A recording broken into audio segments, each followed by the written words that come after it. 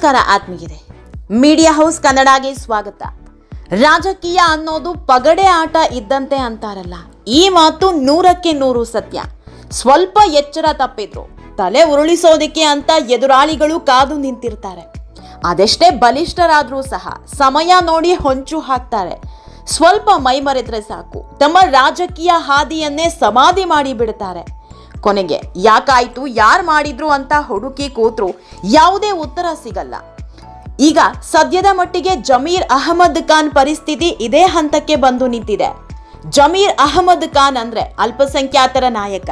ಅವರು ಹೋದಲ್ಲೆಲ್ಲ game changer ಅನ್ನೋ ಬಿರುದು ಪಡೆದವರು.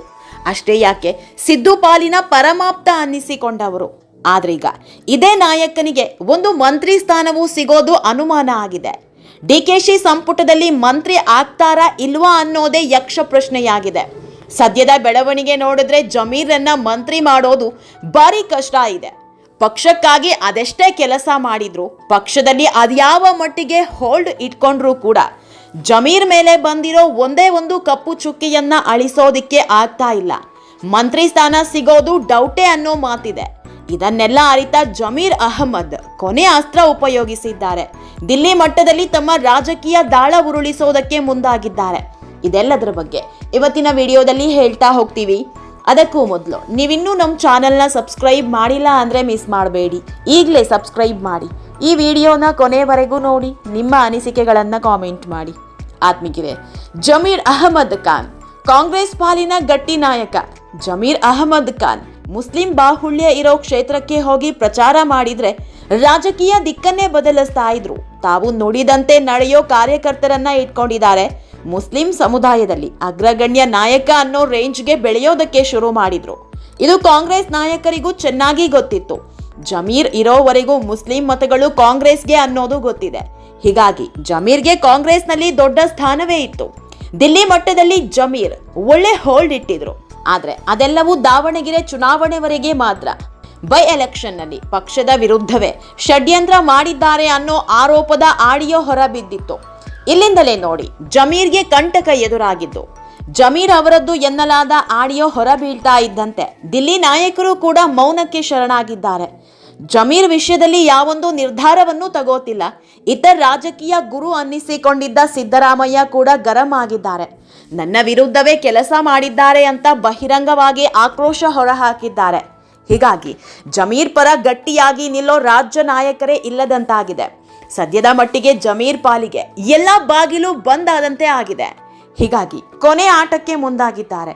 ಇನ್ನೇನು ಈ ತಿಂಗಳ ಕೊನೆಯಲ್ಲಿ ಸಂಪುಟ ವಿಸ್ತರಣೆ ಆಗ್ತಾ ಇದೆ. ಈಗಾಗಲೇ ಸಿದ್ದರಾಮಯ್ಯ ಹಾಗೂ ಸಿಎಂ ಡಿಕೆಶಿ ಪ್ರತ್ಯೇಕ ಲಿಸ್ಟ್ ರೆಡಿ ಮಾಡ್ಕೊಂಡಿದ್ದಾರೆ. ಇದನ್ನೇ ಮುಂದೆ ಇಟ್ಕೊಂಡು 20 ಸಚಿವರನ್ನ ಫೈನಲ್ ಮಾಡ್ತಾರೆ. ಹೀಗಾಗಿ ಕೊನೆ ಕ್ಷಣದ ಆಟಕ್ಕೆ ಜಮೀರ್ ಕೈ ಹಾಕಿದ್ದಾರೆ. ಈ ಬಾರಿ ದಿಲ್ಲಿ ಮಟ್ಟದಲ್ಲೂ ಲಾಬಿ ಮಾಡೋದಕ್ಕೆ ಭರ್ಜರಿ ಪ್ಲಾನ್ ಹಾಕೊಂಡಿದ್ದಾರೆ. ಆತ್ಮೀಯರೇ, all India Muslim legislative forum ಮೂಲಕ ದಿಲ್ಲಿ ನಾಯಕರಿಗೆ ಒತ್ತಡ ಹಾಕೋದಕ್ಕೆ ಜಮೀರ್ ಅಹಮದ್ ಮುಂದಾಗಿದ್ದಾರೆ ಅನ್ನೋ ಮಾತಿದೆ. ಸದ್ಯಕ್ಕೆ ರಾಹುಲ್ ಭಾರತದಲ್ಲಿಲ್ಲ. ವಿದೇಶ ಪ್ರವಾಸಕ್ಕೆ ಹೋಗಿ 15 ದಿನ ಆಗ್ತಾ ಬಂತು. ಹೀಗಾಗಿ ವಿದೇಶದಿಂದ ವಾಪಸ್ ಬರ್ತಾ ಇದ್ದಂತೆ ಮುಸ್ಲಿಂ ನಾಯಕರು ರಾಹುಲ್ ಗಾಂಧಿಯನ್ನ ಭೇಟಿ ಮಾಡಲಿದ್ದಾರೆ. ಈ ಆಲ್ ಇಂಡಿಯಾ ಮುಸ್ಲಿಂ ಲೆಜಿಸ್ಲೇಟಿವ್ ಫೋರಂನಲ್ಲಿ ವಿವಿಧ ರಾಜ್ಯಗಳ ಸಂಸದರು, ಶಾಸಕರು ಸಹ ಭಾಗಿಯಾಗಲಿದ್ದಾರೆ. ಈ ಮೂಲಕ ಎಲ್ಲಾ ರಾಜ್ಯದ ನಾಯಕರು ಸೇರಿಕೊಂಡು ಜಮೀರ್ ಅಹಮದ್ ಕರ್ನಾಟಕದ ಮುಸ್ಲಿಂ ಸಮುದಾಯದಲ್ಲಿ ದೊಡ್ಡ ಮಟ್ಟದ ಕಂಟ್ರೋಲ್ ಹೊಂದಿದ್ದಾರೆ. ಒಂದು ವೇಳೆ ಈ ಬಾರಿ ಸಚಿವ ಸ್ಥಾನ ನೀಡದೆ ಹೋದ್ರೆ ಬೇರೆ ರೀತಿಯ ಸಂದೇಶ ನೀಡಿದಂತಾಗುತ್ತೆ. ಅಲ್ಲದೆ ಮುಸ್ಲಿಂ ಸಮುದಾಯವನ್ನ ಕಾಂಗ್ರೆಸ್ ಕಡೆಗಣಿಸಿದಂತೆಯೂ ಆಗುತ್ತೆ. ಇಂಥ ಆರೋಪ ಎದುರಾದ್ರೆ ಮುಂದಿನ ಚುನಾವಣೆಯಲ್ಲಿ ಪಕ್ಷಕ್ಕೆ ದೊಡ್ಡ ಹೊಡೆತ ಬೀಳಲಿದೆ. ಈ ಎಲ್ಲ ಕಾರಣಕ್ಕಾಗಿ ಜಮೀರ್ ಅಹಮದ್ಗೆ ಸಚಿವ ಸ್ಥಾನ ನೀಡಬೇಕು ಅಂತ ಒತ್ತಡ ಹೇರೋದಕ್ಕೆ ಮುಂದಾಗಿದ್ದಾರೆ. ರಾಹುಲ್ ಗಾಂಧಿ ಬರ್ತಾ ಇದ್ದಂತೆ ಭೇಟಿ ಮಾಡಿ ತಮ್ಮ ಮನವಿ ಸಲ್ಲಿಸಲಿದ್ದಾರೆ. ಆದ್ರೆ ಇದನ್ನ ದಿಲ್ಲಿ ನಾಯಕರು ಯಾವ ರೀತಿ ತೆಗೆದುಕೊಳ್ತಾರೆ ಅನ್ನೋದೇ ಯಕ್ಷ ಪ್ರಶ್ನೆ. ಯಾಕಂದ್ರೆ ಈಗಾಗಲೇ ರಾಜ್ಯದಲ್ಲೂ ಕೂಡ ಜಮೀರ್ ಅಭಿಮಾನಿಗಳು ಮೇಲಿಂದ ಮೇಲೆ ಪ್ರತಿಭಟನೆ ನಡೆಸಿದ್ದಾರೆ. ಮುಂದಿನ ಚುನಾವಣೆಯಲ್ಲಿ ಪಾಠ ಕಲಿಸ್ತೀವಿ ಅಂತ ನೇರ ಆರೋಪ ಮಾಡಿದ್ದಾರೆ. ರಾಹುಲ್ ಗಾಂಧಿ ರಾಜ್ಯಕ್ಕೆ ಆಗಮಿಸಿದ ವೇಳೆ ಪ್ರತಿಭಟನೆ ಸಹ ನಡೆಸಿದ್ರು. ಇದೆಲ್ಲವೂ ದಿಲ್ಲಿ ನಾಯಕರಿಗೆ ಗೊತ್ತಿದೆ. ಆದ್ರೂ ಈವರೆಗೆ ಸಚಿವ ಸ್ಥಾನ ನೀಡುವ ಭರವಸೆ ನೀಡಿಲ್ಲ.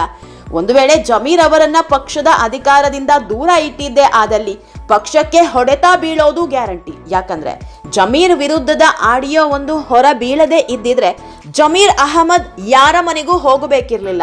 ಸಚಿವ ಸ್ಥಾನಕ್ಕಾಗಿ ಇಷ್ಟೆಲ್ಲ ಲಾಬಿ ಮಾಡಬೇಕಾಗಿಯೂ ಇರಲಿಲ್ಲ. ಬರೀ ಸಚಿವ ಸ್ಥಾನ ಅಷ್ಟೇ ಅಲ್ಲ, ಉಪಮುಖ್ಯಮಂತ್ರಿ ಆಗ್ತಾರೆ ಅಂತಾನೂ ಹೇಳಲಾಗ್ತಾ ಇತ್ತು. ಆದ್ರೆ ಈಗ ಎಲ್ಲವೂ ತಲೆ ಕೆಳಗಾಗಿದೆ. ಒಂದು ವೇಳೆ ಜಮೀರ್ಗೆ ಸಚಿವ ಸ್ಥಾನ ನೀಡದೇ ಇದ್ರೆ ಮುಸ್ಲಿಂ ಸಮುದಾಯವನ್ನ ಹೇಗೆ ಮನವೊಲಿಸ್ತಾರೆ ಅನ್ನೋದು ಎಲ್ಲರ ಕುತೂಹಲ. ಜಮೀರ್ ಬದಲಿಗೆ ಇತರೆ ಮುಸ್ಲಿಂ ನಾಯಕರಿಗೆ ಮಣೆ ಹಾಕೋ ಮೂಲಕ ಬ್ಯಾಲೆನ್ಸ್ ಮಾಡ್ತಾರ, ಕಾದ್ ನೋಡಬೇಕು. ಆತ್ಮೀಯರೇ, ಈ ವಿಡಿಯೋ ನಿಮಗೆ ಇಷ್ಟವಾದಲ್ಲಿ ಲೈಕ್ ಮಾಡಿ, ಶೇರ್ ಮಾಡಿ, ಕಾಮೆಂಟ್ ಮಾಡಿ. ಇನ್ನೂ ನಮ್ಮ ಚಾನೆಲ್ನ ಸಬ್ಸ್ಕ್ರೈಬ್ ಮಾಡಿಲ್ಲ ಅಂದ್ರೆ ಮಿಸ್ ಮಾಡಬೇಡಿ, ಈಗಲೇ ಸಬ್ಸ್ಕ್ರೈಬ್ ಮಾಡಿ.